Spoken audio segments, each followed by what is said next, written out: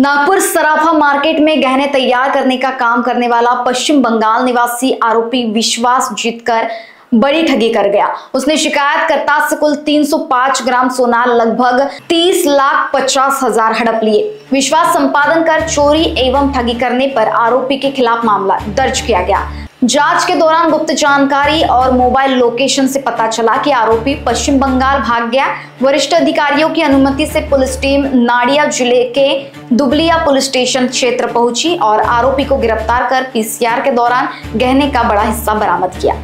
फिर्यादी चंद्रकांत प्रभाकर भरणे यांनी जुलै 2025 मध्ये पोलीस ठाणे तहसील येथे येऊन तक्रार दिली होती की त्यांचा पूर्व परिचित पापुल खान नावाचा इसम जो सराफा व्यापारी आहे, जो मिळालेल्या सोन्यापासून अलंकार बनवण्याचं काम करतो, त्याला त्यांनी स्वतःचे 68 ग्राम सोने आणि परिचितांजवळचे अंदाजे 305 ग्राम सोने असे एकूण 373 ग्राम सोने अलंकार बनवणे कामी सुपूर्द केले होते। परंतु दिलेल्या सोन्याचे अलंकार बनवून न देता पापुल खान हा फरार झाला असल्याची तक्रार फिर्यादीने दिली होती। दाखल गुन्ह्याच्या दरम्यान तपास अधिकारी PSI श्री शिरसाट यांनी आरोपीचा शोध घेतला।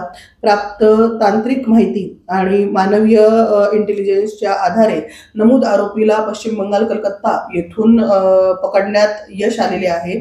आरोपीला माननीय न्यायालयासमक्ष हजर करून त्याचा PCR घेऊन त्यांनी सदरील सोने ज्यांना ज्यांना हँडओव्हर केले होते त्यांच्याकडनं सदरील सोने 84 ग्राम आतापर्यंत तपासात जप्त केल्या गेलेले आहे।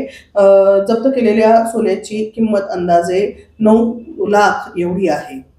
सदरची कामगिरी PSI शिरसाट यांच्यासह पोलीस हवालदार सचिन अस्वार, पोलीस हवालदार नितीन मिश्रा, पोलीस कॉन्स्टेबल पिंकी यादव यांच्या पथकाने केलेली आहे।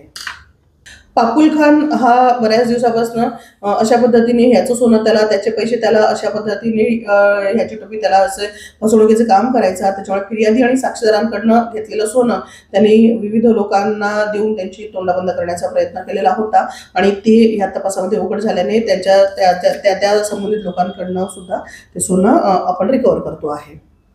लोकवाहिनी न्यूज के लिए विशाल बंबटवार, नागपुर।